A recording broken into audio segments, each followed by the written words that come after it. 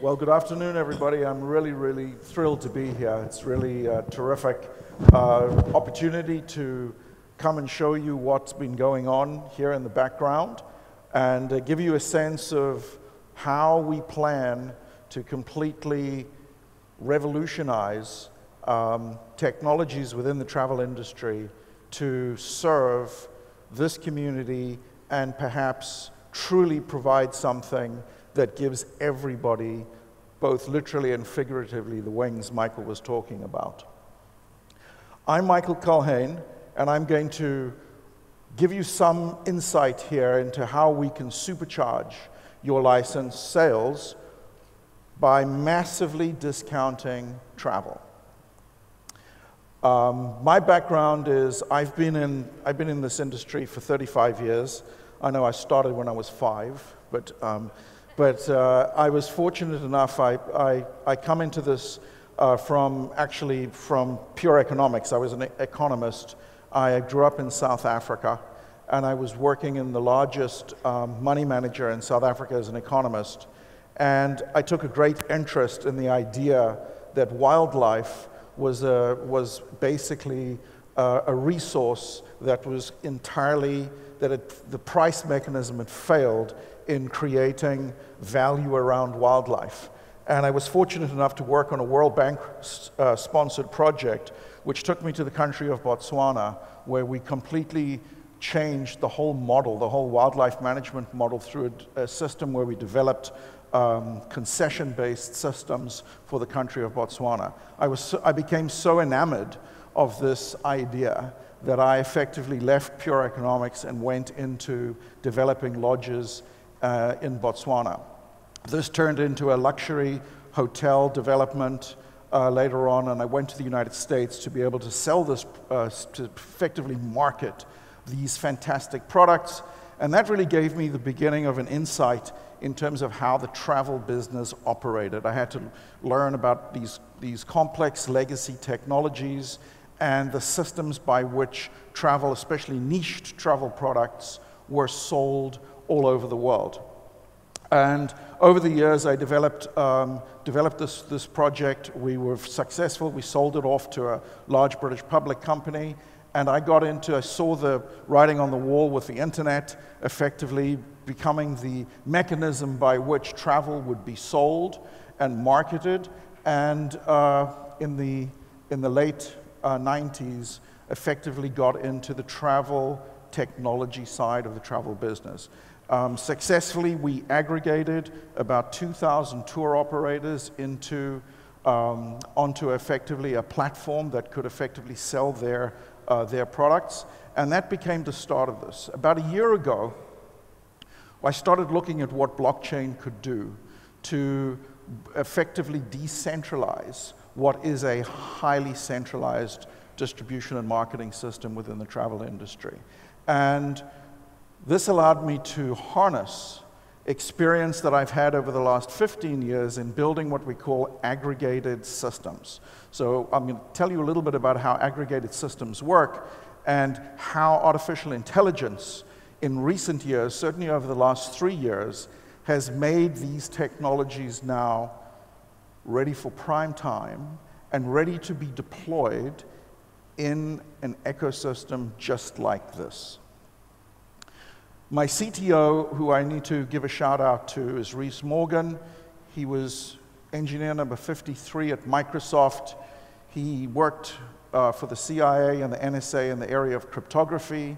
He's probably the smartest cryptographer in America today, and really has built an ecosystem, a Rails and engine that can run an enterprise-grade blockchain for the travel industry. This enterprise-grade blockchain, we've solved some of the most critical problems with respect to the technology challenges presented by blockchain, mainly in the area of security, which we now have down to the level of the chipset, and the number of transactions that can run on a blockchain. You know the famous story of Bitcoin transactions, 7 a second. Well, we can do 100,000 transactions a second with solving for many of the problems that have existed before with capacity and speed. A couple of insights into the team that I've built around us here. Jeff Hoffman is very, very well known in the US and in Europe. He was the founder of Priceline. Priceline is the largest online travel agency. Priceline owns a number of really huge travel assets like Booking.com. They also own rental cars. They own a number of assets that are familiar to both folks they own Agoda, so they're familiar to people pretty much all over the world. And when I presented what we wanted to do with this blockchain technology to Jeff, he got it in an instant. He could understand how we could effectively take all of that phenomenal work that's been done by people like Priceline and create opportunities to take this content out into new markets and package it up in a very different way. Brian was the founder of MySpace, his CTO of Blockchain Industries, a phenomenal guy when it comes to understanding how to effectively network various blockchains. And then Jason comes to me through MIT Technology Review, probably the finest technology review in North America. And why that's important to me is that if I want to meet anybody in the space, anybody in the technology space, Jason already knows them. My go-to travel guy is Craig. He runs a large travel management company. He's on the advisory board of United and Delta Airlines, and he is my go-to guy when it comes to knowing what's up with carriers, where they want to basically take this, and how we get to work with the right people in those carriers. So welcome to Traveler.com. It's a great name, it's a great brand, and we're going to show you a little bit about how we're going to do this together. We've put together over 700,000 hotels on this platform all over the world. We have over 500,000 condos and vacation rentals. We've got the world's largest network of cars, cruises, and we're just about to lay on what I call luxury inclusive packages. These would include things like African safaris, deluxe trips around the world, etc. And very important, we can do some really magical things with first and business class air, and I'll give you more insight to that in a bit. But pretty much, this is what we're looking at when it comes to savings. And this is not an exaggeration. This is the level of savings we can achieve when we deploy this technology, and we deploy it in a closed user group, and we deploy it in a closed user group that effectively is growing and showing the suppliers that the techniques that we're basically bringing into this marketplace work. So I'm going to show you a little bit about, I'm going to give you a little example that we just did 2 nights ago, where we looked for comparisons between the hotels that we can source in a city like New York compared to what's on Booking.com. So here's a really lovely boutique hotel. It's a 4.5-star, 5-star hotel in New York. And we'll show you, when you get on the platform, you will see that the hotels can be sorted by the amount of discount. So you can sort from the highest discount to the lowest, and a number of other sorting factors, but this is a good one. So you'll see that on Booking.com, on Priceline, and on Expedia, the rate is about $187 a night, and with us, it's $87 a night. So you're saving more than 50%. And there are just many, many, many examples all over the world of being able to find these types of deals, yeah? We have every single branded property, and we have tons of independents as well. And close to everybody's heart, I don't know how many of you had to endure a 16-hour flight to get here, but I did. And I know that after flying all these years, I'm sure I speak for many of us when I say that there's only one way you want to fly, and that's you want to fly business class or first class, right? Now, when I was planning my trip to come here, I went onto Expedia and I saw I could get a return trip from Los Angeles, where I live, to Dubai, $16,217 on Emirates. That's the non-stop. That's the flight I wanted, $16,217. On my platform, $6,986.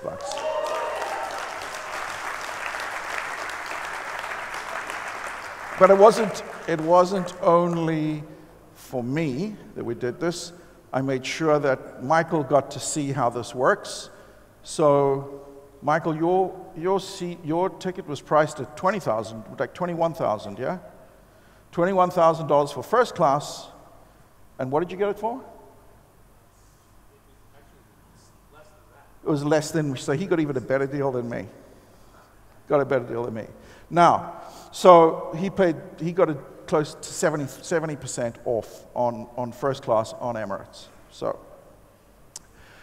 we have all the cruise lines and condos. I'm really excited about this because this is the kind of program that democratizes travel to the level that virtually everybody can participate in, right? This truly democratizes travel. We have these fantastic condos that if you could find them on the open market, they would sell at $2,500 to $3,000 a week, and they're all priced at $398 a week. Everything. $398 a week, one price. So this is the type of savings that you can look for when we are effectively deploying this technology and this, what I'm going to call, highly innovative business model. Close to my heart, of course, African safaris, and we can basically do 20 to 40% off. And here I'm talking about properties and experiences that are just simply never discounted, not ever. And here you can effectively find safaris to some of the finest wildlife areas, the top-rated properties that sell for between $1,500 and $3,000 per person per night, and we can get 40% off that content. That's absolutely extraordinary, and nobody can do that. I want to explain to you how this is done, because I feel that if you have an understanding, if we can demystify the process, then both the impact and the sustainability of what we're doing becomes apparent, and that's really what we're looking to do here. So, in my experience, having done this over many, many years, I found one very common thing about when I talk about how the industry operates, is that all of us are consumers of travel, and we all think we know how it works. The problem is very few people know how this industry works. It is Byzantine at best, and highly fragmented, and intensely complicated and competitive. And very few people understand how it works. The most common impression that folks have is that those big online travel agencies, which we call OTAs, the Pricelines, the Expedias, the Booking.coms of the world, well, people just go there, and those guys are so big that they're able to negotiate the best possible prices, and so that's the place to go and buy your travel. And that's such a common concept, or if you like, it's almost like I would call it almost like a tenet of faith that we have stopped as consumers actually kind of trying to figure out any other approach, because you either go to the airline website, you go to the hotel website, or you go to one of the big OTAs, and that's what people do. And that behavior, the OTAs have been so successful in effectively making that behavior seem almost universal that nobody looks beyond that. But in fact, I'm going to explain to you that they've been so successful in effectively being able to protect huge margins in basically selling us that particular concept. It's through trade portals, contracting methodologies, and aggregation technology that you can start seeing how this actually works. And I'll show you a little bit about that. So, in the travel industry ecosystem, you have what I'm going to call primary suppliers. Those are all the guys in green, right? The primary suppliers are airlines, you have low-cost carriers, hotels, alternative accommodations, the Airbnbs of the world, vacation rentals, etc., cruise lines, car rentals, tour operators, train operators. Those are the primary suppliers. A primary supplier is a company that actually owns the physical plant or equipment necessary for your journey. And then you have the whole plethora of resellers. And the resellers, if you take the exception of you as the traveler going online and booking directly with the airline or the end hotel, those are largely exceptions. The bulk of travel transactions take place in this great yellow-orange middle, right? Where you're contacting an OTA, you're contacting your travel agent, you're contacting your travel management company if you have a corporate, if you're traveling as a corporate, yeah? You are contacting travel agents, you're going through wholesalers, you're going through particular special offers that you get from various specialist travel agents, etc., etc. And each of those guys is buying from everybody else in the middle.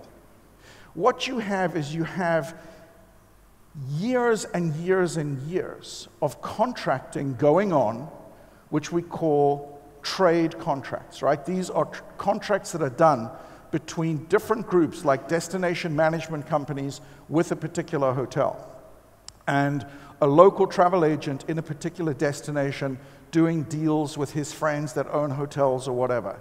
Now, there are hundreds of thousands of these types of contracts that happen, if you like, under everybody's radar.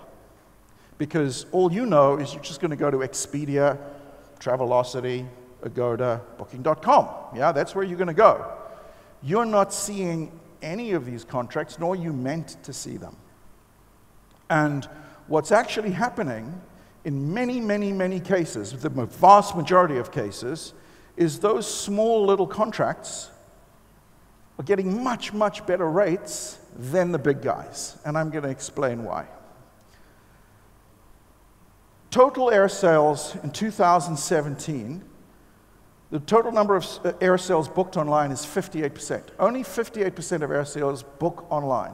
The rest of them all go through these intermediary travel agency systems. The airline direct share is 75%. So even the biggest OTAs only have a very, very small share of this market. And then we get the paradox, which I'm going to call Expedia versus SafariBiz. Why do I pick SafariBiz? SafariBiz is a real-life company. It's based out of my hometown, Pasadena, California, and it has one employee, and it does less than $1 million. It's a specialty safari company. They only do first and business class air. They serve well-heeled clientele going to Africa. They do less than $1 million in air travel a year. Expedia on British Airways does $600 million. Who do you think is going to get the better rates? Well, knee-jerk says Expedia. They're doing $600 million. This other little guy is doing less than $1 million. No. Expedia's rate on the published fare from Los Angeles to Cape Town. The published fare is $12,322. Expedia will sell it to you at $10,673. The net fare to SafariBiz is $52.60. This is the paradox of size. At the end of the day, Expedia needs British Airways way more than British Airways needs Expedia. Look at that top stat. Total airlines share 75%. British Airways wants to sell each of you directly. It doesn't want you to go through to Expedia. It will do business with Expedia as a matter of expedience. But it would far prefer to have more of its business under its own control. And that's where you start seeing this idea that if we can decentralize, if we can start building these peer-to-peer, one-to-one relationships between networks that have customers and end suppliers, where this can go. So what do we do with this here? Well, we were not able to do this until very, very recently. But we're able to now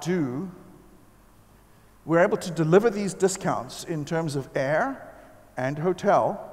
And I'm going to separate business and first class air from the normal economy class air in a minute, so I'll come back to this. But basically, it's aggregation technologies which have sprung forward over the last 3 years through artificial intelligence or advanced machine learning, very much smarter algorithms that really allow us now to be able to go out and find tens of thousands of these small contracts, none of which existed previously in a digital world, and get them effectively into an aggregated system where now we can use artificial intelligence on the front end and optimize it so that when you do a search from Los Angeles to Cape Town, it will find the particular contract that yields the best price on that day on that flight. Remember, Expedia is just one travel agency. One travel agency. They have one contract. Expedia only has one contract. We get to look through tens of thousands of contracts and find the fare that busts Expedia. Yeah? That's how we do this. So we've got the buying power because we effectively have aggregated now in our platform, which we will launch with you very, very shortly. We have aggregated 28 of the largest aggregators in the world. They, in turn, have about 25,000 to 30,000 smaller contracts that they have aggregated. So this is basically how we do this at the pricing level, at the inventory sourcing, and then non-published rates, right? Because we can take private contracts that are not on any global distribution system, GDSs, this is the legacy systems that the airlines and the travel agents use. We can take contracts completely outside of those and aggregate them into this ecosystem as well.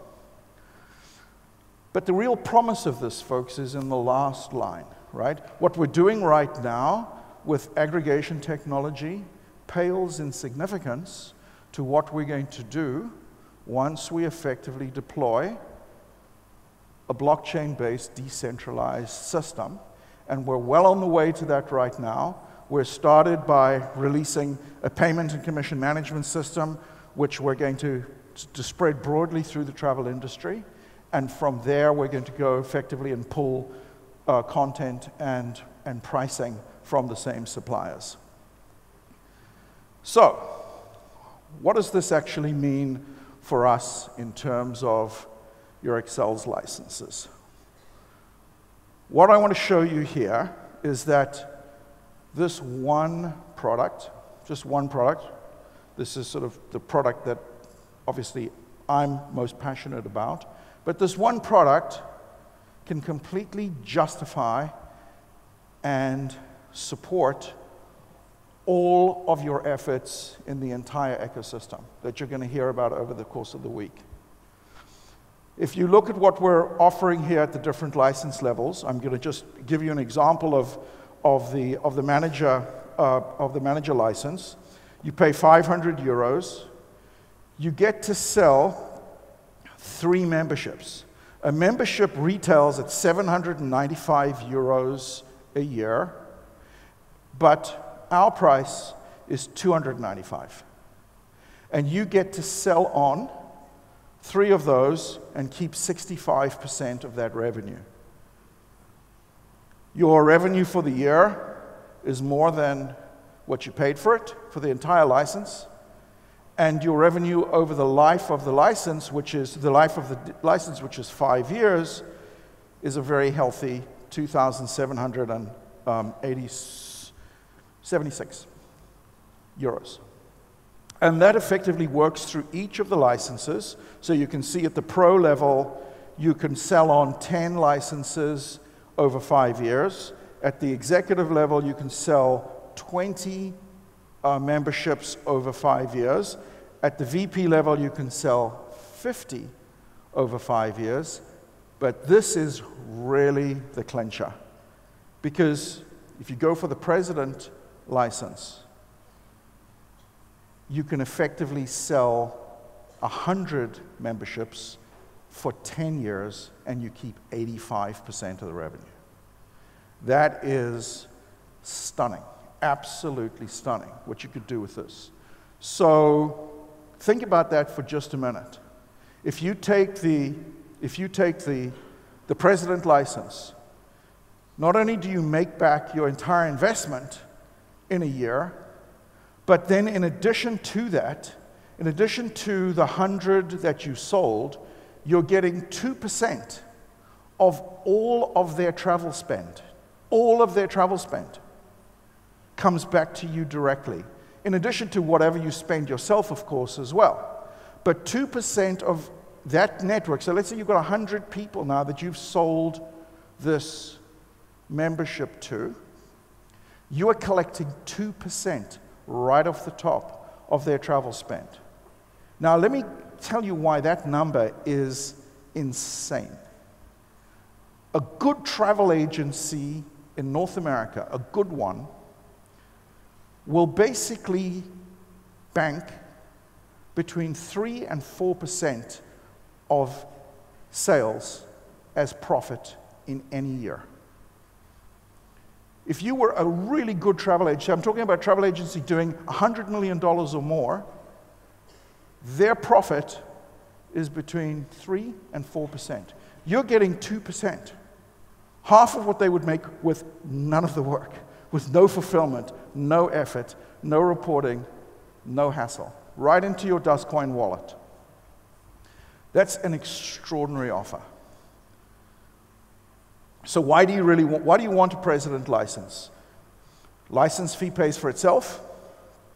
And you could cover the cost of that license, by the way, if you travel 3 or 4 times a year in first or business class. The entire cost of the license, you'd make that back in terms of your very own personal travel. If you take my example and Michael's example. You've got recurring revenue over 10 years. And it's not only the license revenue that gives you 10 times your original investment, but whatever the total spend of all of your network is, you're getting 2% back. These licenses can't be upgraded. So if you start with a lower level license, you can't simply pay the difference and upgrade when you see how successful it is. You can't upgrade.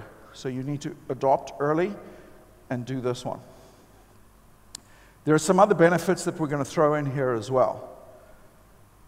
There are going to be a number of opportunities that just simply won't work for the full network. They're going to be too limited in scope.